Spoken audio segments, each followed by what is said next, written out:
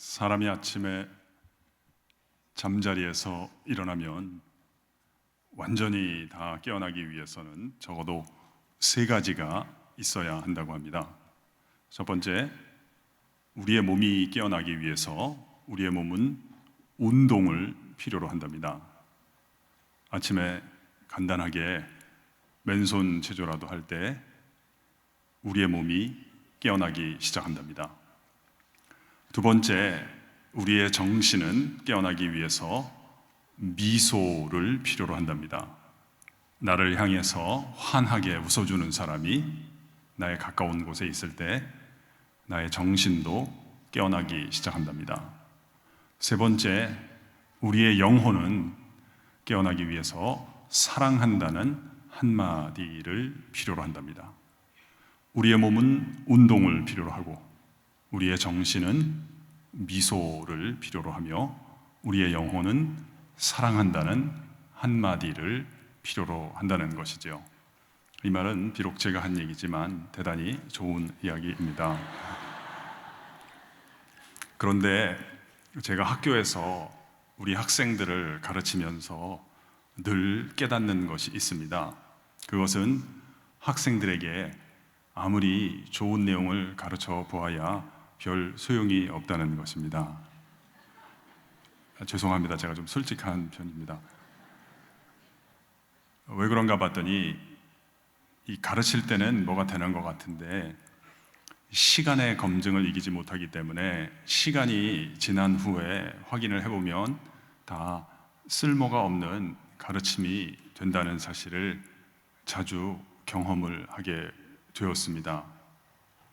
예전에는 이러한 것을 잘 몰랐습니다.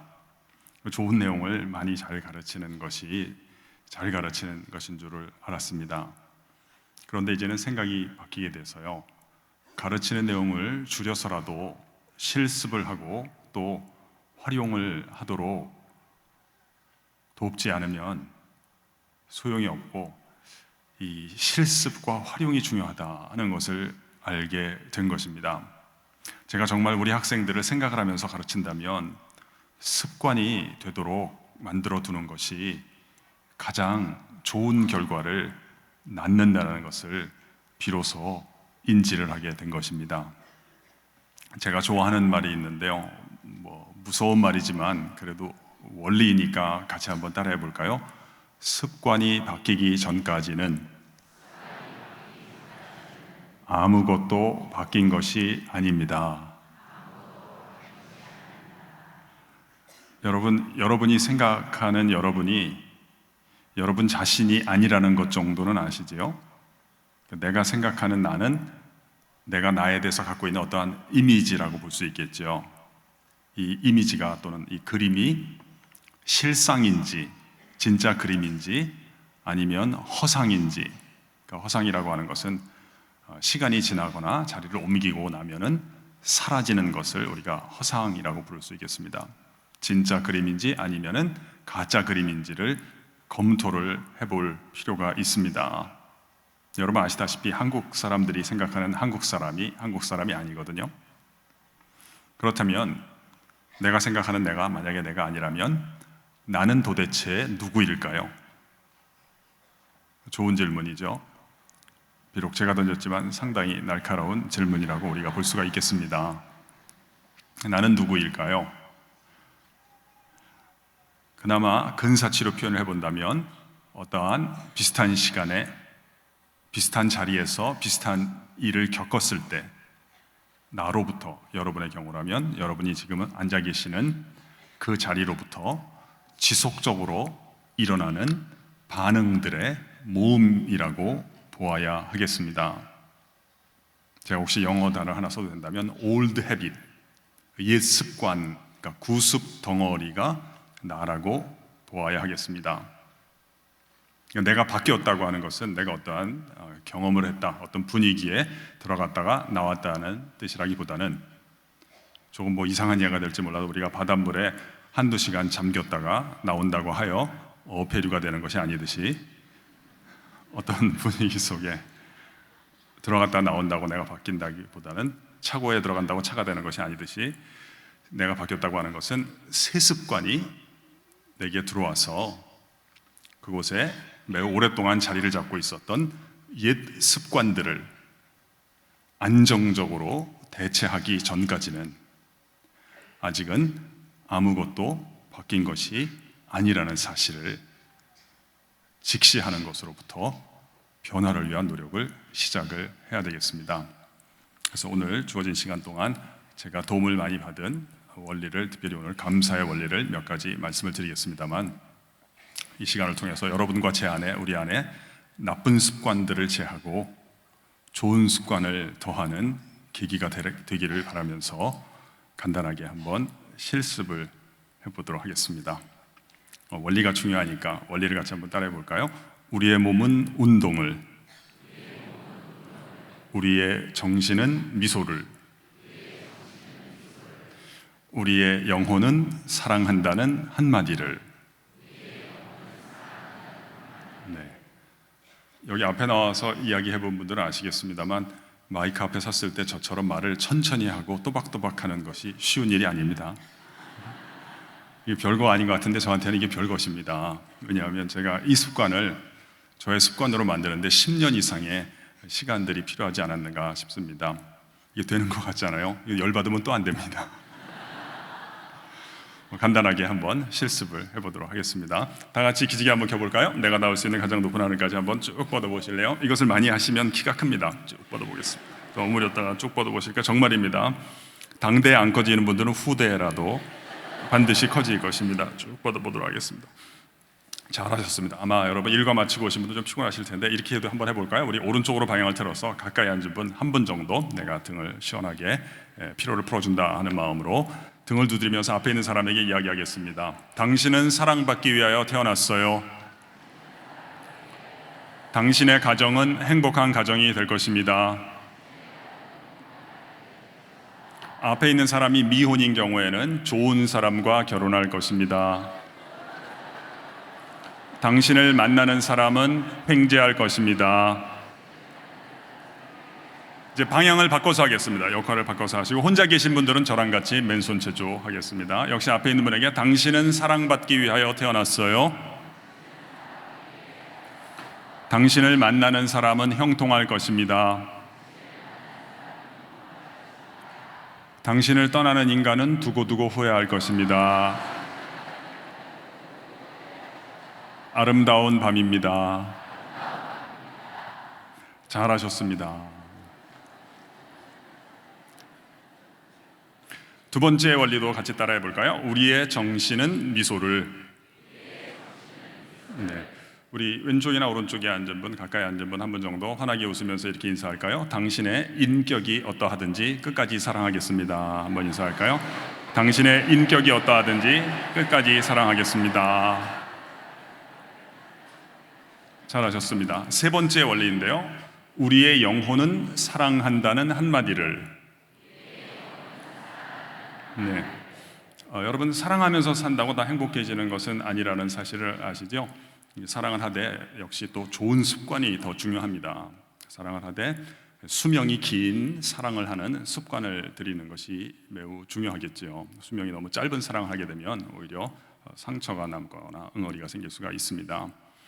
사실 저는 이제 학교에서, 평소에는 교회에서 설교를 하지 않고요, 이제 부탁받을 때만 교회에 방문을 하고 학교에서 강의를 하는데요. 우리 학생들은 제가 강의나 설교를 길게 하는 것을 별로 좋아하지 않습니다.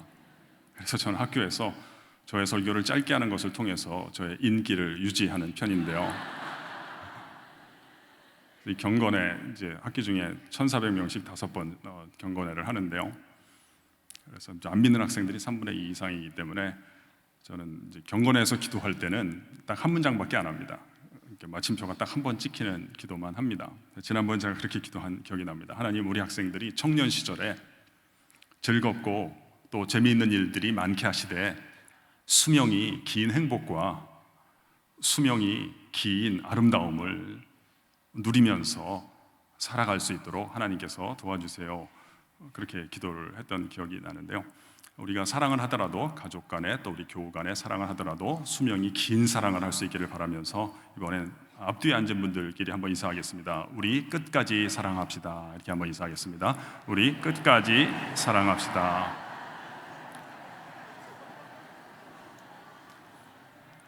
잘하셨습니다. 오늘 제가 감사와 기대라는 제목으로 세 가지 감사한 것에 대해서 말씀을 드리도록 하겠습니다. 제가 먼저 본문을 좀 읽도록 하겠습니다. 먼저 내가 예수 그리스도로 말미암아 너희 모든 사람에 관하여 내 하나님께 감사함은 너희 믿음이 온 세상에 전파됨이로다.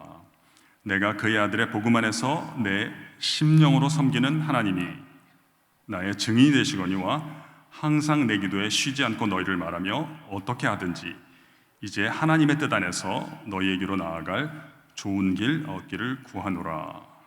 그리고 이제 15절에서 이렇게 얘기합니다. 그러므로 나는 할 수 있는 대로 로마에 있는 너희에게도 복음 전하기를 원하노라.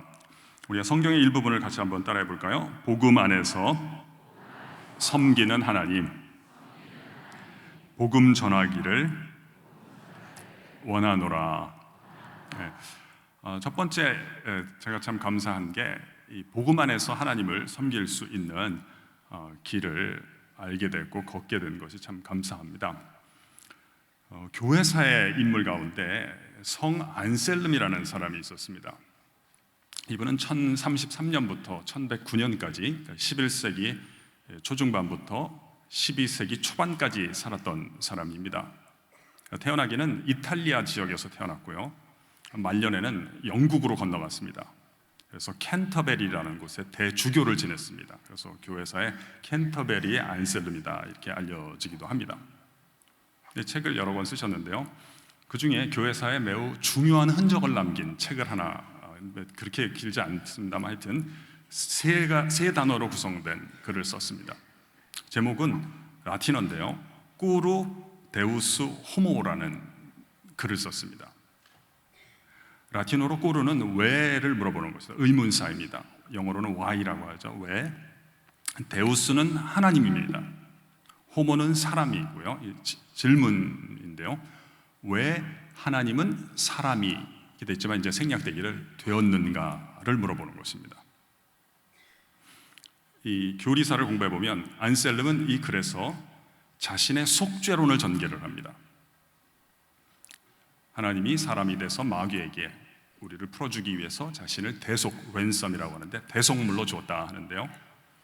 그런데 안셀름이 제공하는 이 해답은 이견이, 다른 의견들이 있을 수 있으니까요. 그러나 안셀름이 던지는 이 질문은 매우 중요한 질문입니다.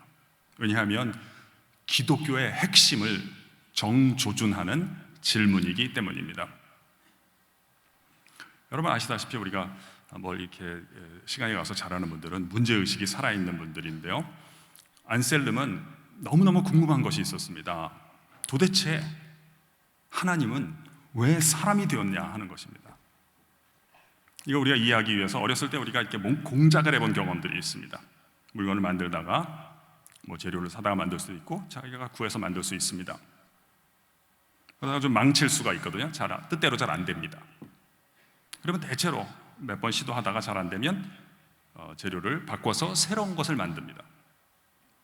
근데 어떤 아이가 새로운 재료가 있는데도 또는 마련할 수 있는데도 안 쓰고 계속 거기만 매달려 있으면 이거 정신병이라고 봐야 됩니다. 이걸 생각해 보면 안셀름의 질문을 좀 느껴볼 수가 있습니다. 만약에 하나님이 우주를 하나밖에 못 만듭니다.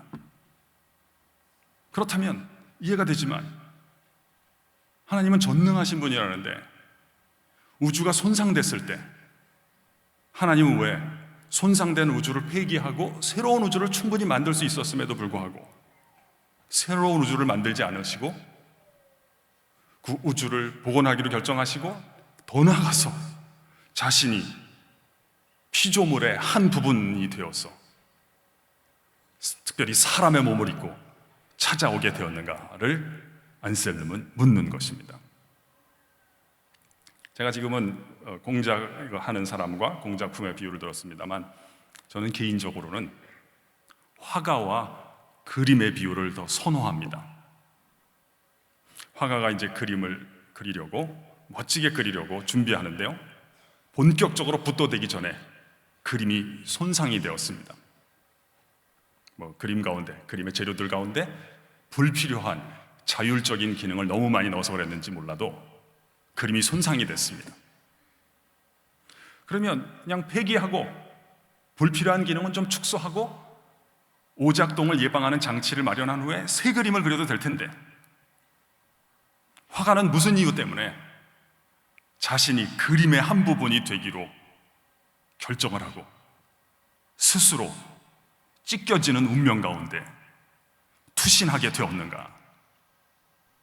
이 물음을 안셀름이 던지는 것입니다. 질문은 1000년 전에 나왔습니다만 해답은 2000년 전에 이미 증언이 되었던 것입니다. 요한은 3장에서 얘기를 합니다. 요한복음 3장에서 하나님이 세상을 이처럼 사랑하사 독생자를 주셨으니 이는 저를 믿는 자마다 멸망하지 않고 영생을 얻게 하려 하심이니라. 우리 성경의 일부분을 같이 한번 따라해 볼까요? 하나님이 세상을 이처럼 사랑하사. 네. 우리가 제기한 이 질문의 견지에서 이 해답을 살펴보면 이 구절에서 제일 중요한 단어는 하나님이나 세상이나 사랑하사가 아닙니다. 이처럼이라고 하는 단어입니다. 그러니까 공작하는 분이 자기 작품을 일반적으로 아끼는 사랑을 얘기하는 게 아닙니다. 화가가 자신의 실력을 잘 구현해내기 위해서 그림에 대해서 펼치는 그 구상과 그 기교를 얘기하는 것이 아닙니다. 이처럼이라는 단어가 중요한 것입니다. 화가는 왜 자신이 찢겨지는 운명 가운데 던져질 수밖에 없다는 것을 알았음에도 불구하고 그 운명 가운데 자신을 몰아넣느냐 하는 것입니다. 요즘 우리가 쓰는 표현을 쓰면 화가가 그림에 대해서 가치를 두었기 때문이라는 것입니다. 여기서 세상은 여러분과 저를 얘기하는 거겠죠. 나에 대해서 나를 폐기하지 않고 스스로 자신이, 그래서 가치를 두었다는 말은 여러분 아실 것입니다. 우리가 어떤 것에 대해서 가치를 두면 비용을 기꺼이 지불하기 시작합니다. 당신 자신의 생명을 비용으로 지불을 해서 나를 잃어버리지 않기로, 나를 버리지 않기로 결정을 했다는 것입니다. 그래서 복음이란 간단하게 얘기하면 그리스도께서 경건치 않은 자를 위하여 죽으셨도다, 이 구절로 표현이 될 수가 있겠습니다. 그리스도께서 나를 위해서 당신 자신을 비용으로 지불하셨다는 것입니다. 그는 근본 하나님의 본체시나 하나님과 동등됨을 취할 것으로 여기지 아니하시고 오히려 자기를 비워 종의 형체를 가져 자기를 낮추자 죽기까지 복종하셨으니 곧 십자가에 죽으심이라. 당신 자신의 존재와 생명을 비용으로 지불해서 나를 잃어버리지 않기로 결정하셨다는 것입니다. 그래서 물론 이러한 기독교를 알기 전에도 하나님을 섬기는 사람들이 있었습니다. 그러나 이제 복음 안에서 하나님을 섬기게 된 사람들의 증언들이 있습니다. 내가 그리스도와 함께 십자가에 못 박혔나니 그런즉 이제는 내가 산 것이 아니요 오직 내 안에 그리스도께서 사신 것이라. 성경의 일부분을 같이 한번 따라해 볼까요? 내 안에 그리스도께서 사신 것이라. 네, 그러니까 제가 좋아하는 단어를 대입을 하면 그림 안에 화가께서 사신 것이란 말이에요. 내가 다른 그림한테 좀 더 어떻게 환대를 얻어볼까 하는 몸부림에서 비로소 그 이해 속에서 그 노예됨에서 벗어나서 화가께서 그림 안에서 사시는 그 새 지평이 열리게 된다는 것입니다. 이제 내가 육체 가운데 사는 것은 나를 사랑하사 나를 위하여 자기 몸을 버리신 하나님의 아들을 믿는 믿음 안에서 사는 것이라. 또 저는 이렇게 성경의 일부분을 따라하는 걸 참 좋아해요. 한번 따라해 보실까요? 나를 사랑하사 나를 위하여 자기 몸을 버리신 하나님. 네, 제가 더 좋아하는 표현은 나를 사랑하셔서 나를 위하여 자신의 몸을 비용으로 지불하신 하나님이라는 것입니다. 하나님께서는 나를 잃어버리지 않기로 작정하셨다. 제가 우리 학생들은 사실 요즘 기독교를 별로 좋아하지 않기 때문에 이게 얘기하기가 쉽지 않은데, 제가 학생들한테 한 얘기가 있습니다. 여러분, 기독교의 복음은 여러분이 지금 교회 다니느냐 안 다니느냐는 사실은 크게 관계는 없는 것입니다. 나중에 그렇게 될 수는 있지만 지금 현 상태에서는 별 관계가 없는 것입니다. 대신에 만약에 여러분 인생 가운데 손상된 가치 때문에 괴로워하는 친구들이 여기 있다면, 제가 그게 뭐 때문인지 잘 모르겠지만 가족에게 받았던 상처일 수도 있고 하여튼 뭐 여러 가지가 있을 수가 있겠습니다. 여러분 삶 가운데 손상된 가치 때문에 괴로워하는 친구들이 여기 있다면 기독교는 당신을 위한 것입니다. 하나님께서는 당신을 잃어버리지 않기로 작정하셨기 때문에 이 세상이 뒤집어져도 당신을 결코 포기하지 않는 것이 기독교의 내용인 것입니다. 하나님이 여기에 나를 잃어버리지 않기로 작정하신 그 시점도 참 중요합니다. 언제일까요?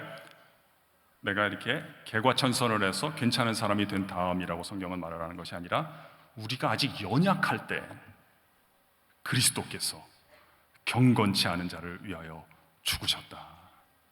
우리가 아직 죄인 되었을 때 그리스도께서 우리를 위하여 죽으심으로 하나님께서 우리에게 대한 자기의 사랑을 확증하셨느니라. 내가 모자란 부분이 있지 않겠습니까? 실수하고 만약에 내가 되돌아만 갈 수 있다면 도려내버리고 싶은 부분들이 있을 수 있습니다. 이걸 다 내가 치유하고 고침을 받고 난 다음에 하나님께서 나를 품는 것이 아니라는 것을 아는 것도 참 중요합니다. 그렇게 되면 좋겠지만, 그러나 사실은 여러분, 나의 실수도 나잖아요. 나의 실패도 나인 것입니다. 나의 수치도 나인 것입니다. 그걸 빼놓고 내가 나를 사랑할 수 없는 것입니다. 그러므로 하나님께서는 나의 허물과 잘못과 실패와 모든 과거까지 다 포함해서 나를 잃어버리지 않기로 작정하셨기 때문에 이 복음 안에서 내가 하나님을 섬길 수 있는 것이 제일 감사한 것입니다. 그래서 그런즉 나의 나된 것은 하나님의 은혜로 된 것이니 내게 주신 그분의 은혜가 헛되지 아니하여 내가 모든 사도보다 더 많이 수고하였으나 내가 한 것이 아니요 오직 나와 함께 하신 하나님의 은혜로라. 그래서 제일 감사한 것은 이 그리스도의 복음에 대한 감사입니다. 여러분 참 설교를 잘 들으시네요. 계속 그렇게 저만 쳐다보시니까 제가 좀 부담스럽습니다. 원래 그냥 차분하게 한 문장 한 문장씩 말씀드려야 되는데 계속 쳐다보시니까 잘해야 된다 이런 스트레스를 조금 받게 되네요. 아름다운 밤입니다.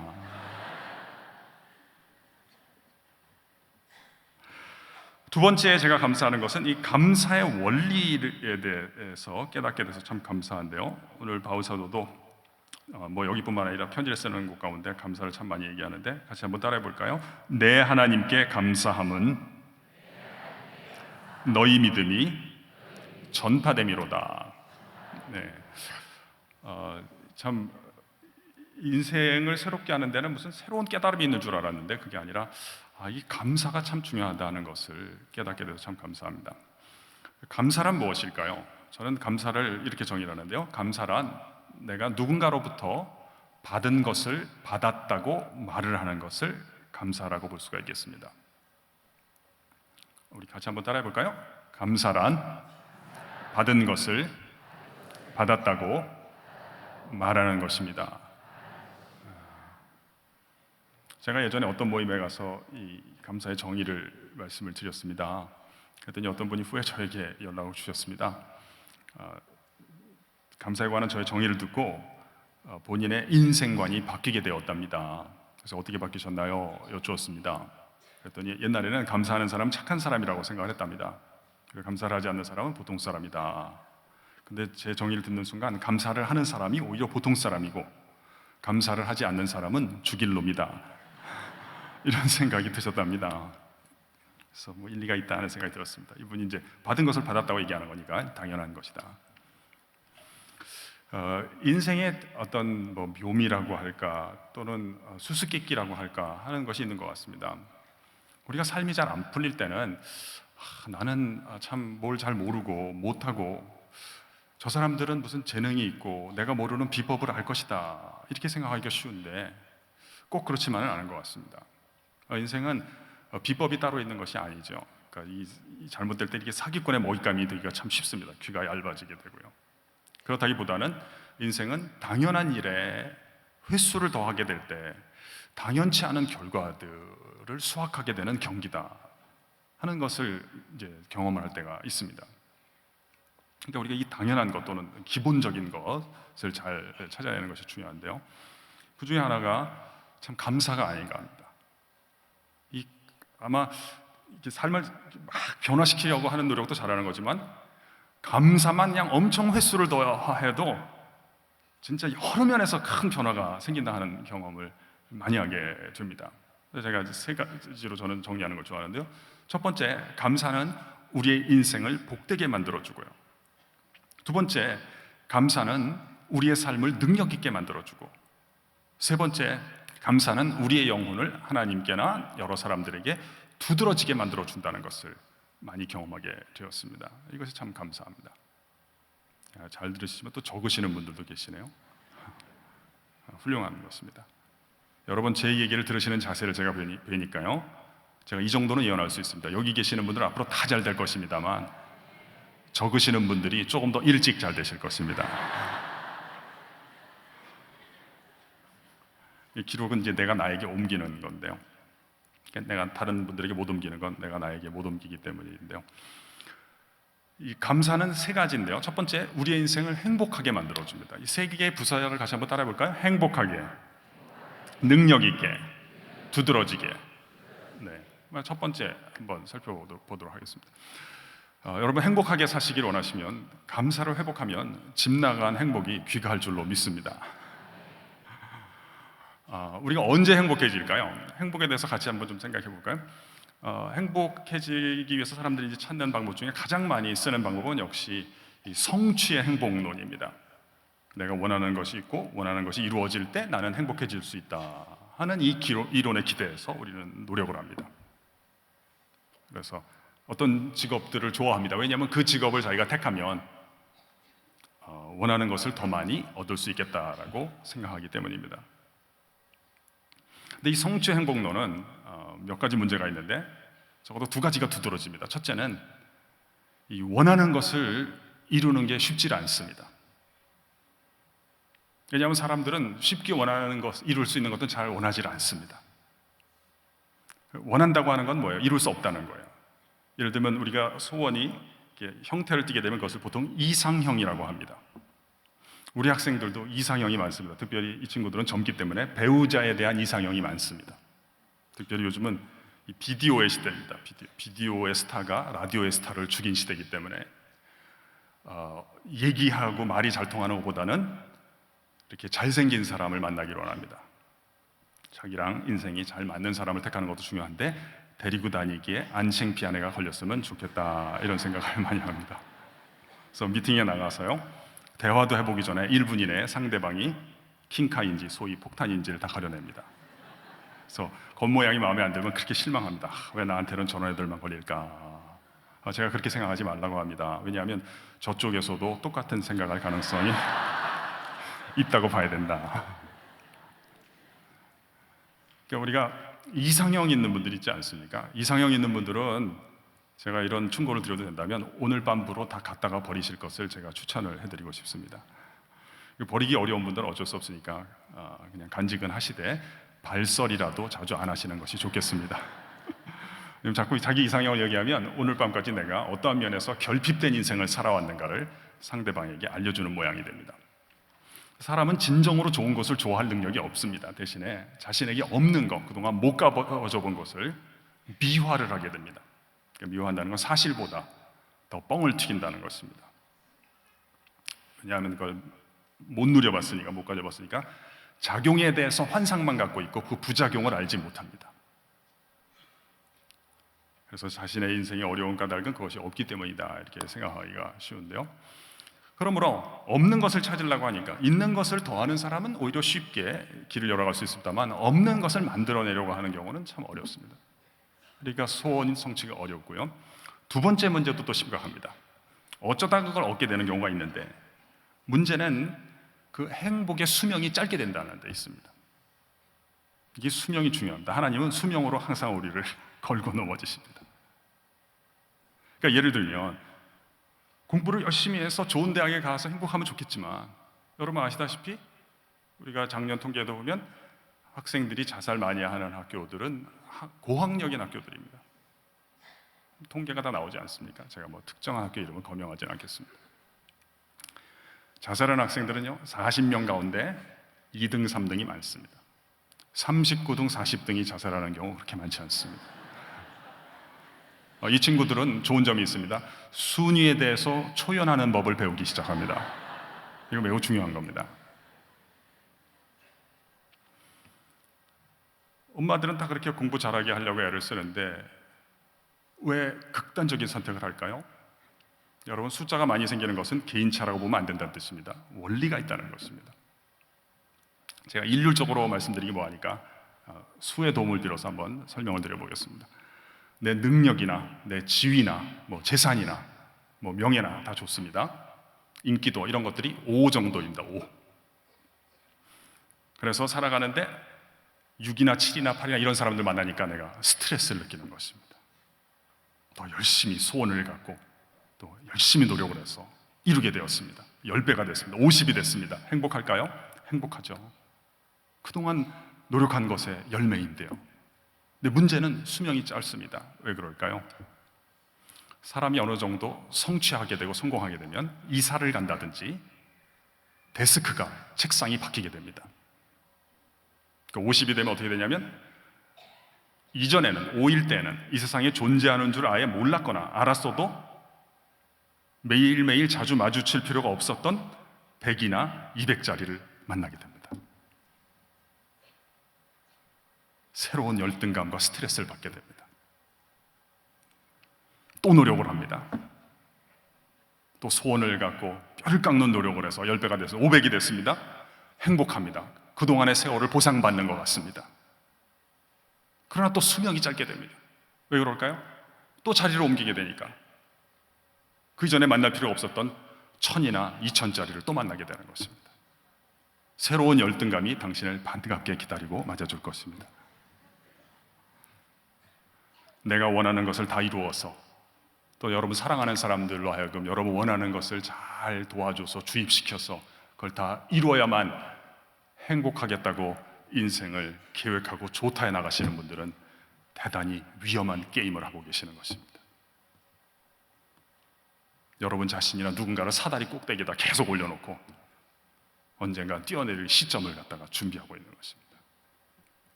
그러면 우리가 원하는 것을 이룬다고 행복해지지 않는다면 도대체 행복은 어디에 있을까요? 행복의 주소지는 어디란 말입니까? 행복의 주소지는 내가 많은 것을 얻는 것이 있는 게 아니라 지금 내가 갖고 있는 것이, 내게 있는 것이 당연하게 주어진 것이 아니라 은총인 것을 깨달을 때 내게 있는 것이 내가 받은 것이다. 누군가가 희생을 치러서 오늘 이 날이 있게 된 것이다. 받은 것을 받았다고 느끼게 될 때, 감사가 회복이 될 때 집 나갔던 행복이 귀가할 줄로 믿습니다. 두 번째 감사는 우리를 또한 능력 있게 만들어줍니다. 이제 얼마 있으면 또 수능이 있는데 혹시 수험생들이 있다면 이 원리가 도움이 되었으면 좋겠습니다. 시험을 잘 치려면 점수만 자꾸 높이려고 하기보다는 내가 책을 읽을 때는 저자에게 더 감사하는 사람이 되어야 되겠다. 학교 수업 시간에는 내가 교수님께 더 감사하는 사람이 되어야 되겠다. 그리고 감사를 표현하고 싶다 하는 것이 더 시험을 잘 치는 데 도움이 됩니다. 왜 그럴까요? 시험이란 감사를 측정하는 시간인데요. 한 학기 동안 선생님으로부터 받은 것을 받았다고 답안지에 쓰고 나가는 시간을 시험이라고 합니다.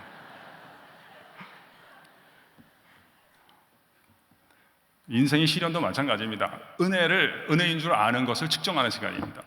시험을 잘 못 치면 재수강을 하게 되고, 은혜가 은혜인 줄 모르면 한 번 더 겪게 되어 있습니다. 저는 여학교에 있지 않습니까? 여학생들이 좀 특이합니다. 남녀 학생들이랑 좀 다릅니다. 한 번은 제가 채점을 하는데 학생이 거의 못 썼습니다. 그러면 이제 F를 줄 수밖에 없는데요. 이 학생이 뭐라고 썼는데 보니까 답안은 아닌데 뭔가 봤더니, 교수님, 제가 한 문제도 못 풀었습니다만 그래도 한 학기 동안 열심히 가르쳐 주셔서 너무너무 감사합니다. 제가 이 글을 읽으니까 좀 안 됐기도 했고요. 고민이 되는 거예요. 이것을 답안으로 인정을 해야 하는가. 그래서 제가 애교 점수라도 줄까 하다가 그냥 F를 주고 말았습니다만, 제가 마음 같아서는 점수를 주고 싶었습니다만 또 다른 원리가 있었기 때문에 어쩔 수가 없었습니다. 또 다른 원리는 무엇일까요? 감사한 건 잘한 거죠. 그런데 다른 원리는 뭐예요? 감사는 구체적이어야 한다는 것이죠. 이 추상적인 감사는 효력이 없습니다. 그러니까 예를 들면 하나님의 섭리에 대해서 서술하세요. 제가 이제 자주 내는 시험 문제입니다. 그러면 학생이, 교수님 너무 잘 배웠어요. 고맙습니다. 탁월한 가르침이었네요. 하고 나가면 이건 점수가 안 나가는 것입니다.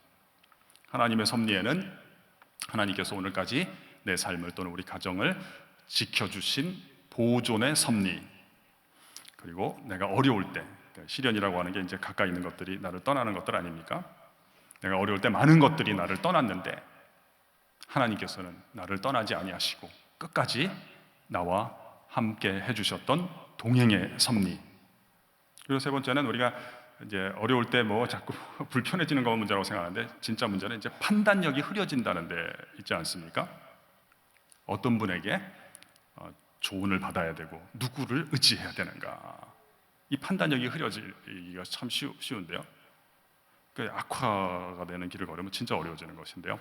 그때 하나님께서 나를 내버려 두지 아니하시고 나의 삶을 내 손을 잡아서 이끌어 주신 인도함의 섭리가 있습니다. 이렇게 제가 가르쳐 준 대로만 쓰고 나가도 제가 좋은 점수를 줍니다. 평균 이상 점수를 줍니다. 좀 더 바란다면 집에 가서 제가 생각했더니 이러한 것들이 깨달아졌고, 아빠 사업 때문에 좀 어려웠는데 적용을 했더니 이러한 결실이 있었습니다. 이런 것을 쓰고 나가면 제가 제일 좋은 점수를 줍니다. 그런데 우리는 감사를 잘 안 하는 것도 문제고, 또 하나 문제는 이제 어떨 때는 빈말인 것처럼 느낄 때가 있거든요. 무엇이 감사한지. 왜 우리는 추상적이고 구체적으로 감사를 못할까요? 좋은 질문이죠. 왜 우리는 어떻게 하면 구체적으로 감사할 수 있을까요? 받은 은혜와 받은 축복만으로는 안 되고, 그것을 헤아리는 능력이 있어야 구체적으로 감사를 할 수 있다는 것입니다. 그래서 엄밀하게 얘기하면 은사는 감사가 더해질 때 은사가 개발이 되는 경우가 많습니다. 그러니까 말을 잘하는 거는 한편으로는 원래 잘하는 분들은 그런 일도 있지만, 후천적으로 잘하기 원하는 분들은 다른 분들이 내게 해주시는 말들이 귀에 선명하게 들리기 시작하면, 누가 백지를 줬을 때 옮길 수 있으면 그 다음부터는 시간 문제라고 봐야 됩니다. 내가 다른 분들에게 받은 은혜, 받은 혜택이 선명하게 더해지게 되면 은사가 개발이 되는 경우가 있습니다. 첫 번째는 행복하게, 능력이게, 세 번째는 두드러지게 만들어준다는 것입니다. 그러니까 학생들을 만나면 보통 이제 인사하며 인사를 주고받는데요. 어떤 학생들은, 교수님 감사합니다. 뭐하고 고맙니? 그랬더니 저번에 누구랑 결혼을 해야지 경건회에서 이혼을 안 하게 되는가를 알려주셔서 도움이 많이 되었습니다. 그런 얘기를 합니다. 그러면 참 희한하죠? 고맙다는 얘기를 듣고 고마운 내용을 얘기를 듣지 않아요. 그러면 제가 상당히 반복적입니다. 어떤 말이 나가는데, 야, 너 언어학과 몇 학년 누구니? 이걸 자꾸 묻게 됩니다. 왜 그런가 봤더니, 감사는 감사하는 사람을 두드러지게 만들어주는 경향이 있다는 것을 알게 되었습니다. 그러니까 이 주신 분에게 어떤 사람이 수혜자 가운데 어떤 수혜자가 제일 두드러지냐, 많은 것을 받았다고 두드러지는 게 아닌 듯합니다. 적은 것을 받았어도요, 자기가 받은 것을 받았다고 말씀을 드릴 때 두드러지는 경우가 있다는 것입니다. 이것도 참 어울리더라고요. 그러니까 식당에 가서 이렇게 종업원이나 주인분들께서 이렇게 서빙을 해주시는데 감사합니다 말씀을 드리면 그분들이 좋아하시고 잘해주는 경우가 참 많은 것 같습니다. 그러니까 예를 들면 저는 그 공릉동에 사는데요, 서울의 북동쪽 끝인데 우리 서울여대도 있지만 그 뒤에 학교가 하나 더 있습니다. 삼육대 학교라는 학교가 있습니다. 이 삼육대는 위치가 좀 특이합니다. 정문은 서울인데 후문은 경기도입니다. 이렇게 걸쳐 있습니다. 거기 가면 이제 중국관이라고 하는 음식점이 있는데요, 가끔 가면 이제 아주머니가 물 한 잔 주실 때도 감사합니다 말씀을 드리거든요. 제가 보니까 주방장 아저씨께서 주인이시더라고요. 저는 어디에 가면은 누가 보스인가를 보잖아요. 그래서 아저씨를 뵙지 않아요. 제가 기회를 놓치지 않습니다. 아저씨, 저는 모임 때문에 호텔에 있는 중국집에도 종종 가게 됩니다만 만약에 저보고 장소를 정해도 된다고 한다면 저는 서슴없이 우리 중국관을 선택을 할 것입니다 말씀을 드리거든요. 아저씨가 좋아하세요. 드디어 언제부턴가 서비스가 나오기 시작했습니다. 그래서 어떻게 해서 서비스가 나오게 됐는가 봤더니 별게 아니더라고요. 감사합니다 하는 건 별거 아니지만 감사의 횟수를 더하게 될 때 많은 변화가 일어난다는 것을 알게 되었습니다. 예를 들면 두 번째 감사, 세 번째 감사를 더하면 그 사이에 어떤 변화가 일어납니다. 다섯 번째 감사, 여섯 번째 감사 사이에 또 새로운 변화가 펼쳐집니다. 저는 이게 관찰하는 걸 좋아하니까 제가 관찰한 거 여러분에게 보고해 드릴게요. 아주머니가 이렇게 우리 테이블에 자주 오시다가 우리 테이블만 서빙하시는 것이 아니라 저쪽 테이블에도 가지 않습니까?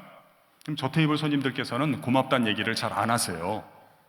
그때 갑자기 아주머니가 우리 테이블에 대해서 그리움이 일어나기 시작합니다. 그러니까 우리가 청하지 않았는데 더 자주 오세요, 우리 테이블에. 저쪽 테이블에서 주방 가실 때 우리 테이블 거쳐서 가시는 경우가 참 많습니다. 그리고 가끔 물으세요. 뭐 좀 더 갖다 드릴 거 없을까요? 이렇게 얘기해 보세요. 아주머니, 이 반찬이 참 맛이 있네요 하고 말씀을 드립니다. 더 이상 이야기를 할 필요가 없습니다. 한마디이면 충분할 때 두 마디를 건네지 않는 습관도 길러두면 도움이 됩니다. 그럼 아주머니가 잠깐만 기다리세요 하고 주방 가서 그 새 반찬을 갖다 주시더라고요. 여러분 아시지 않습니까? 우리는 그런 능력이 없지만 이 아주머니는 주방에 있는 것을 더 갖고 올 능력이 있는 분이잖아요. 그러니까 이게 능력이 있는 분에게 두드러지는 사람이 되는 게 중요하더라고요. 이 임명하는 분이 있단 말이에요. 이 자리, 예산을 배정, 우주에도 뭐 아마 계신다면 어떤 분에게 어떤 사람이 제일 두드러질 것이냐. 그래서 시편은 우리에게 가르쳐주고 있어요. 감사로 제사를 드리는 자가 나를 영화롭게 하리라. 제가 원리를 말씀을 드렸으니까 제가 저는 이 시간을 좋아하는데 축복해드리고 싶습니다. 여러분, 우리 하나님께서 뭐 올 한 해뿐만 아니라 일평생 여러분에게 은혜 위에 은혜를 부어주셔서 감사할 거리들, 감사할 재료들을 충만하게 더해주실 줄로 믿습니다. 하나 더 축복을 하고 싶습니다. 감사의 시야도 열어주시면 좋겠습니다. 하나님께 나오기 전에는 또 좀 섭섭하거나 원망스러운 것도 있었지만 얼마나 감사를 할 수 있는 삶인가. 제가 예전에 샌프란시스코, 그러니까 미국 서부에 있는 도시에서 이제 집회를 한번 인도한 적이 있는데요. 어떤 분이 이렇게 저녁을 사주시는데 좀 비싼 걸 사려고 해서 내가 그러지 말고 그냥 간단하게 먹읍시다 그랬는데 본인이 자꾸 사고 싶다는 거예요. 그래서 또 먹었더니 맛있더라고요. 그래서 내가 감사합니다, 잘 먹었습니다 인사를 드렸더니 이분이 저보고 고맙다는 거예요. 그래서 당신이 뭐가 감사하냐 그랬더니 대접할 수 있는 기회를 주셔서 감사하다는 거예요. 제가 그런 얘기 들으니까 감사도 끝이 없네요. 이분 말 들어보니까 본인이 이제 이민을 가셨는데요. 처음엔 좀 어려웠나 봐요. 단돈 $200를 들고 아마 미국을 간 것 같은데 2달 정도 친척 집에 얹혀 살았답니다. 그러다가 이제 이 사업이 어느 정도 돼서 그 옛날 생각을 하니까요, 이렇게 다른 사람을 이렇게 대접할 수 있도록 하나님께서 이끌어 주신 게 옛날 생각을 하면 너무너무 감사하다는 거예요. 그래서 내가 참 그분 보면서 들었던 생각이 있어요. 여러분도 그런 거 간혹 느끼시죠? 베푸는 사람의 감사가 있고요, 받는 인간들의 불평이 있더라고요. 그래서 여기 계신 분들은 앞으로 베풀고 또 베풀면서도 감사할 수 있는 복된 인생 되시기를 주님의 이름으로 축원합니다. 정말 교회가 따뜻하고 아름답습니다. 그러면 세 번째 감사한 거 제가 말씀을 드리도록 하겠습니다. 9절에 아까 우리가 읽었는데요, 바울이 이런 얘기를 합니다. 내가 하나님을 복음 가운데 섬기고 있는데 항상 내 기도에 너희를 말하고 있다 얘기를 하는데요, 우리 성경의 일부분을 한번 같이 따라해 보겠습니다. 항상 내 기도에 너희를 말하며. 여기서 너희라고 하는 것은 이제 문자 그대로 하면 로마 교회 사람들, 교우들을 이야기하는 것이 되겠습니다. 네, 바울의 평생의 소원 가운데 하나는 로마를 방문하는 것이었습니다. 그래서 거기를 거쳐서 스페인까지 도달하는 것이었는데요, 사실 바울은 세 번의 전도 여행을 기획한 것이라기보다는 여러 가지 사정상 1차 전도 여행 때 마가 요한이 이탈을 했으니까 또 전열을 재정비하기 위해서 다시 돌아왔고, 2차 전도 여행은 마가 요한을 데리고 갈까 말까를 갖고 또 바나바랑 좀 언쟁이 돼가지고 바나바가 사이프러스로 가니까 반대 방향으로 가다가 또 2차 전도 여행을 하게 됐고, 그렇게 된 것입니다. 그런데 어찌된 일인지 바울의 삶 가운데 로마로 가는 길이 계속 막히게 되었습니다. 그 얘기 본인도 하고 있습니다. 형제들아, 내가 여러 번 너희에게 가고자 한 것을 너희가 모르기를 원하지 아니하노니 알아줬으면 좋겠다는 것이죠. 너희 중에서도 열매를 맺게 하려 함이로되 지금까지 길이 막혔도다 이야기를 합니다. 사실 이 바울이 로마서를 왜 썼냐면 이제 불길한 느낌 때문에 쓰게 됐습니다. 로마 가서 복음을 전하고 싶은데요, 구두로 전하고 싶은데 이러다가 내가 죽을 수도 있겠다 하는 생각이 드니까 일단 적어서 기록이라도 남겨야 되겠다. 이때 눈이 나빠졌기 때문에 직접 쓰지는 못하고 구술을 하고 더디오가 이제 대피를 해주는 것입니다. 그래서 어떤 분들은 그런 얘기합니다. 바울이 로마 가서 한 일도 크지만 실은 로마서가 한 일이 훨씬 더 크다는 것입니다. 그러니까 하나님이 이게 묘한 분이에요. 이걸 쓰게 만들고 나중에 이제 로마로 보내주는데요, 그래서 그런 얘기도 합니다. 하나님은 내 삶에 어떤 실패도 낭비를 하지 않으신다, 이런 표현을 쓰는 분도 있습니다. 근데 이때 항상 내 기도에 너희를 말하며, 그래서 너희는 문자적으로 로마 교인이지만 이제 비유적으로 해석하면 뭐냐면 이 편지를 쓰는 동안 이 사람의 인생에 실패한 프로젝트를 의미하는 것입니다. 예를 들면 우리가 여기 나와서 하나님께 예배를 드립니다만 여러분 삶 가운데 한편으로는 감사하고 기쁜 것이 있지만 또 여러분 마음 한켠에 여러분을 힘들게 하는 게 있을 것입니다. 이 풀리지 않는 문제들, 아직까지 해결되지 않는 난제들, 그게 너희인 것입니다. 이때 바울은 이것을 어떻게 대하느냐는 것입니다. 내 삶 가운데 나를 힘들게 하는 문제들에 대해서 그것을 기도 제목으로 바꾸는 자세를 갖고 있다는 것입니다. 제가 좋아하는 표현으로는 나의 염려를 기도 제목으로 하나님께서는 바꾸게 하신다는 것입니다. 한번 같이 따라해 볼까요? 나의 염려를 기도 제목으로 바꾸자. 여러분, 짧은 말입니다만 만약에 이 말씀에 순종하신다면 앞으로 이 말씀이 여러분의 인생을 보호해 줄 것입니다. 우리가 예배당에 들어오는 저 문들을 중요한 문으로 생각하고 들어왔으면 좋겠습니다. 이 문을 통과하는 순간 나의 걱정과 근심과 염려가 기도 제목으로 바뀌는 자리에 내가 지금 들어가고 있다. 이러한 자세로 신앙을 실행하시는 영혼의 축복을 꼭 받으시기를 주님의 이름으로 축원합니다. 저는 스펄전이라고 하는 설교자를 좋아하는데요, 이분이 이 염려에 관해서 이런 설교를 한 적이 있습니다. 세 문장인데 제가 옮겨드리겠습니다.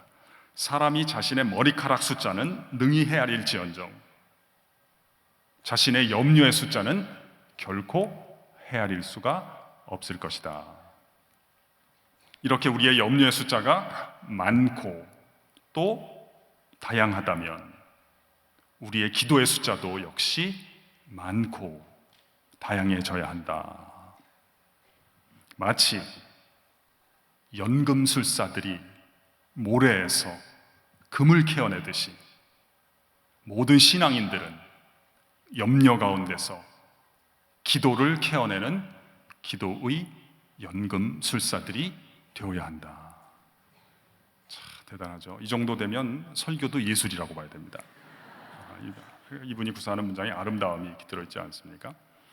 여러분 혹시 책 가운데 개나리는 근심하지 않는다라는 책을 아시는지 모르겠습니다. 책의 이름만 아시는 것도 교양인데요. 그런데 아마 잘 모르실 것입니다.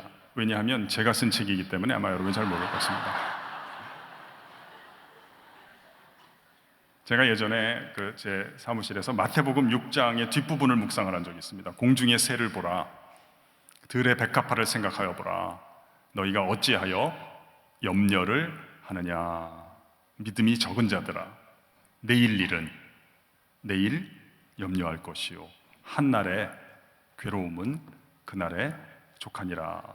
제가 나도 걱정하지 말아야 되겠다. 그러다가 아마 이제 무의식 중에 그런 생각이 들었겠죠. 시키는 대로 한번 해보자 하는 생각이 들어서 그런지 교정에 학교에 산책을 하러 나갔습니다. 왜냐하면 공중의 새를 보려고요. 근데 새를 봤는데 뭐 별 생각이 안 들고 다음에는 이제 백합화를 보고 싶었지만 우리 학교는 백합화가 별로 없고 이제 개나리가 많이 피거든요. 개나리 꽃을 이렇게 물끄러미 바라보는데 이런 생각이 들었습니다. 개나리는 근심을 하지 않는구나. 나도 걱정을 하지 말아야 되겠다. 그래서 도움이 됐습니다. 그래서 제가 일과를 마치고 집에 가서 이제 아내에게 얘기를 했습니다. 여보, 오늘 내가 산책을 하다 보니까 개나리는 근심하지 않더라 얘기를 했습니다. 저는 제 직업을 유통업이라고 주장하는 사람이거든요. 그러니까 제가 이제 자주 쓰는 말입니다. 유통업이라고 하는 건 제가 강의를 해야 되는데 좋은 생각이 잘 안 나거든요. 그래서 저는 다른 분들 책을 읽고 저 혼자 알기 아까운 내용들을 제가 노트에다가 옮겨놓고 그 다음에 이제 학생들에게 수업 시간에 옮기는 행위를 저는 유통이다 이렇게 부릅니다. 그래서 제가 여러분께 말씀드리는 건 이제 제가 만든 것이 없고 다 다른 분들 걸 빌려다가 하는 건데요. 그래서 직업은 유통업이고요. 전공은 모방과 표절입니다. 다 베껴서 하는 겁니다. 정말입니다. 그런데 이제 옛날에는 책을 읽은 걸 곧바로 학생들에게 옮겼는데요. 그렇게 했다가 제가 피본 게 한두 번이 아닙니다. 그러니까 학생들은 잘 안 듣더라고요. 처음에는 또 강의 초기에는 학생들이 잘 안 들어줘서 제가 강의를 못하는 줄 알았어요. 근데 그게 아니더라고요. 그렇게 떠들지 않는 학생들에게도 얘기하는데 별로 이렇게 전달이 안 되는 거예요. 원래 말이라고 하는 것은 그냥 차분하게 한 문장, 두 문장을 상대방을 존중하면서 건네드리면 분위기는 자연스럽게 고양이 되는 것인데요. 분위기가 썰렁한 거예요. 그러다 진짜 제가 강의를 못하는 이유를 알게 됐습니다. 하다가 보니까요, 저도 무슨 말인지를 모르겠더라고요. 아니, 이걸 내가 뭐하러 가져왔나 하는 생각이 드는 거예요. 그러다가 이제 뒤늦게 또 알게 된 게, 이게 내 느낌을 믿으면 안 되고 횟수의 검증을 통과한 것만 신뢰를 하는 것이 좋겠다 하는 생각이 들어서 저는 이제 책을 읽고 이제는 곧바로 강의를 안 하고 아내에게 먼저 얘기를 해보고요. 이제 반응을 봅니다. 반응이 안 좋으면 빨리 이야기를 끝냅니다. 반응이 좋으면 이제 조교들에게 가서 얘기를 하고 또 반응이 안 좋으면 거기서 끝내고 반응이 좋으면 이제 또 전공 수업에 가져가서 얘기를 하고 그때 반응이 좋으면 이제 전체 학생들에게 얘기를 합니다.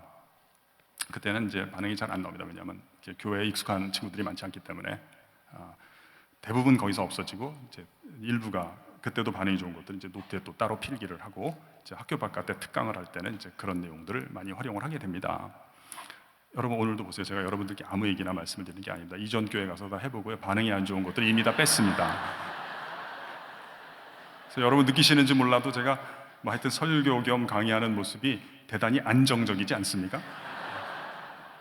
그래서 아무튼 그걸 해야 되기 때문에 제가 아내에게 얘기를 했습니다. 여보, 오늘 내가 산책을 했는데 개나리는 근심을 하지 않더라 이야기를 했습니다. 그랬더니 아내가 듣더니 감동을 받는 것입니다.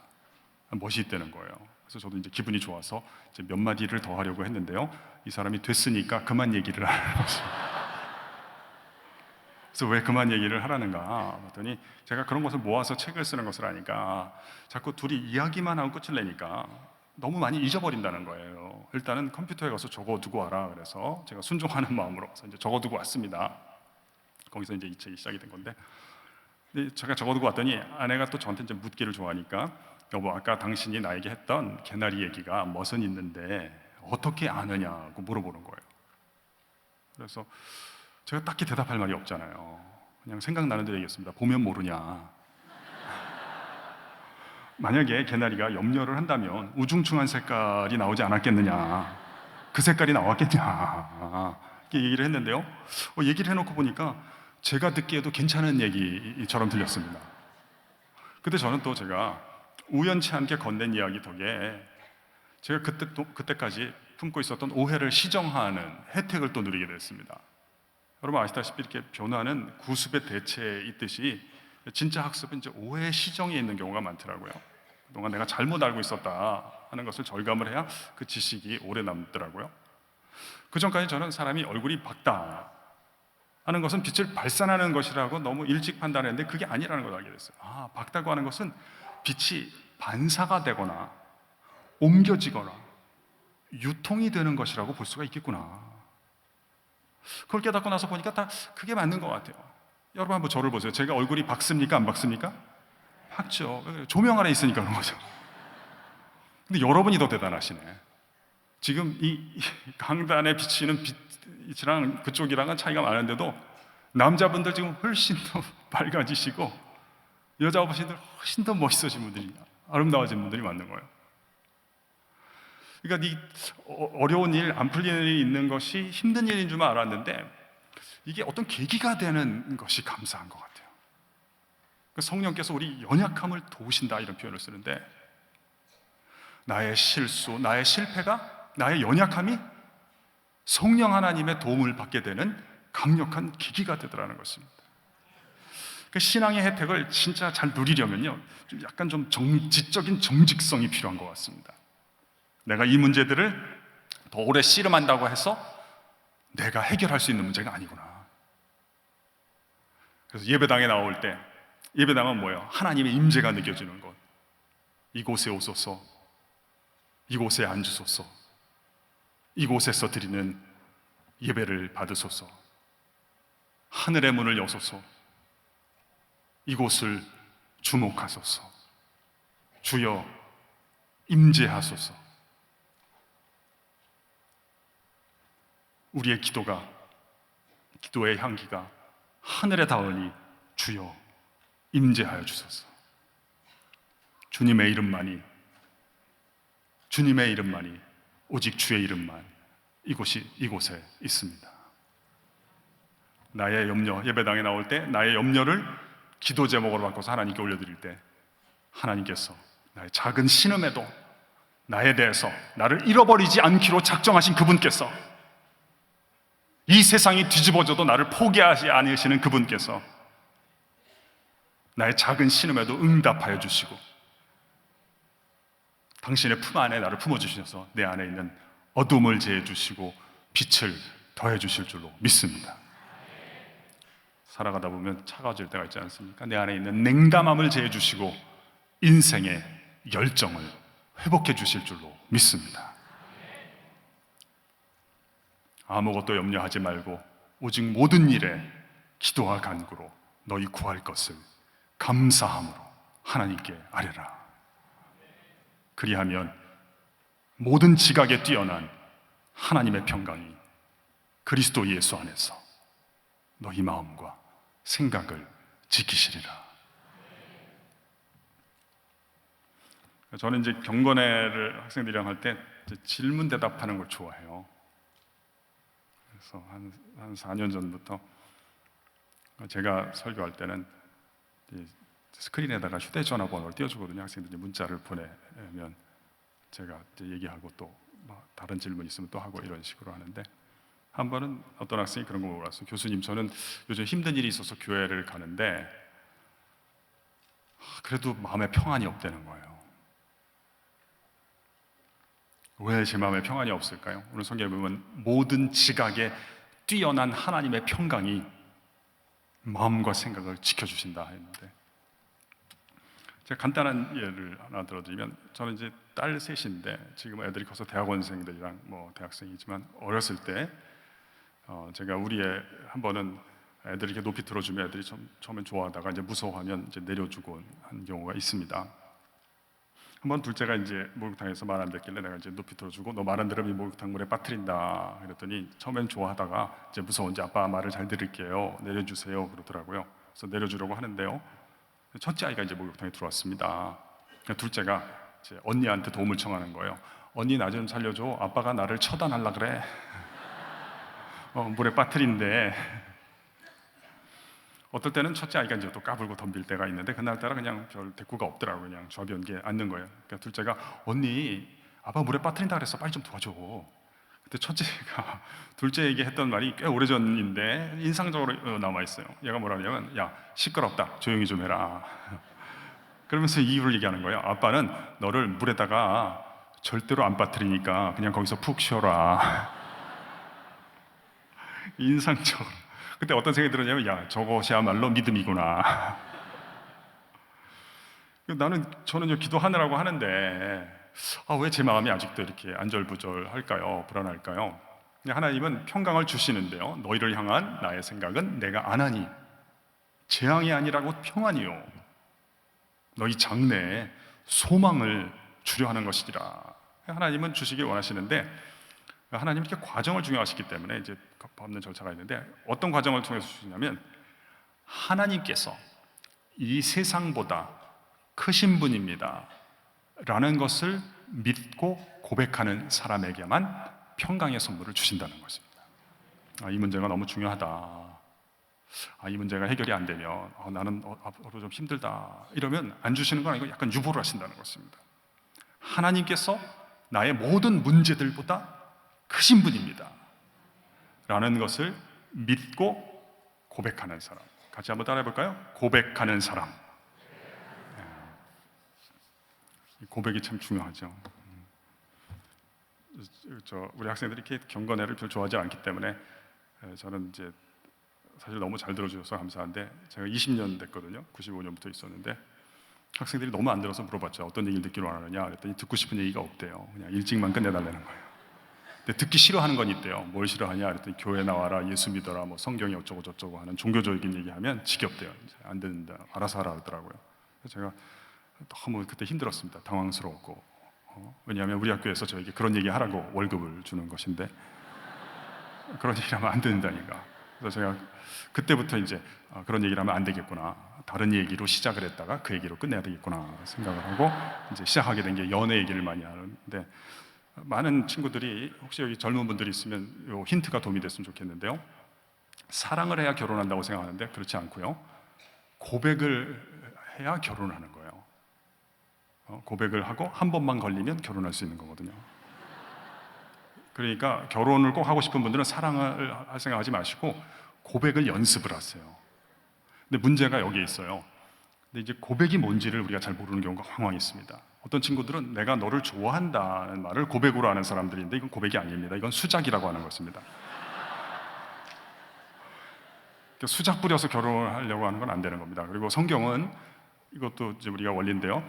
그 어떤 경우에도 좋아하는 사람이랑 결혼하라는 명령을 내린 적이 없습니다. 이렇게 내가 너를 좋아한다는 건 지금 현재 내 취향이다 이런 말이거든요. 또 취향은 결핍의 반영입니다. 이렇게 바뀐단 말입니다. 채워지면 바뀐다는 말입니다. 그러니까 성경은 고백한 사람하고만 결혼하라는 것입니다. 이 고백은 뭐냐? 고백이란 존재의 연합으로 가는 길목에 있는 것인데요. 호불호의 표현이 아니라 당신이 내 인생의 전부입니다라는 결단을 제가 내렸고 저는 당신에게 이 결단을 기쁘게 통보합니다 하는 것을 고백이다 이렇게 얘기합니다. 그러니까 성경은 고백한 사람하고만 결혼하라고 하는 것입니다. 여호와는 나의 목자시니 내가 또는 내게 부족함이 없으리로다. 이 고백이죠. 하나님, 당신이 내 인생의 유일한 인도자이십니다. 저는 결정을 했습니다. 내가 부족함이 없다는 건 뭐예요? 지금 내게 있는 어떤 것들이 사라진다 해도 저는 슬퍼할 이유가 없습니다. 제 인생에 그 어떤 감소 현상이 생긴 것도 아니기 때문입니다. 내가 새로운 것을 얻게 돼도 저는 특별히 기뻐할 이유가 없습니다. 내 인생에 더해지는 것은 그 어느 것도 없기 때문입니다. 그러니까 혹시 고백하실 때도 이걸 적용하셔야 돼요. 고백을 받을 때 또는 고백을 할 때 진짜인지 가짜인지 알아야 됩니다. 어떻게 알 수 있을까요? 꽃다발 많이 갖고 온다고 알 수 있는 게 아닙니다. 선물 갖고 온다고 알 수 있는 게 아닙니다. 그건 그날 얘가 좀 흥분 상태에 있었구나 하는 거는 알 수 있습니다. 원래 그런 애가 아닌데 오늘은 좀 재정관념이 희박해졌구나. 고백이 진짜일 줄 알 수 있으려면 당신이 전부니까 나머지 것들에 대한 자세와 판단을 통해서 검증할 수 있겠죠. 이게 100분의 100이라면 나머지가 0인가를 보면 되는 것입니다. 하나님이 이 세상보다 크시며 내 문제보다 크신 분입니다. 그래서 참 예전에 이런 걸 잘 몰랐어요. 내가 오히려 힘든 게 그 문제를 해결해야 되는 게 신앙인 줄 알았는데 그것이 아니라 이것이 오히려 하나님의 도우심을 받는 강력한 계기가 되는 것이 감사합니다. 기도하겠습니다.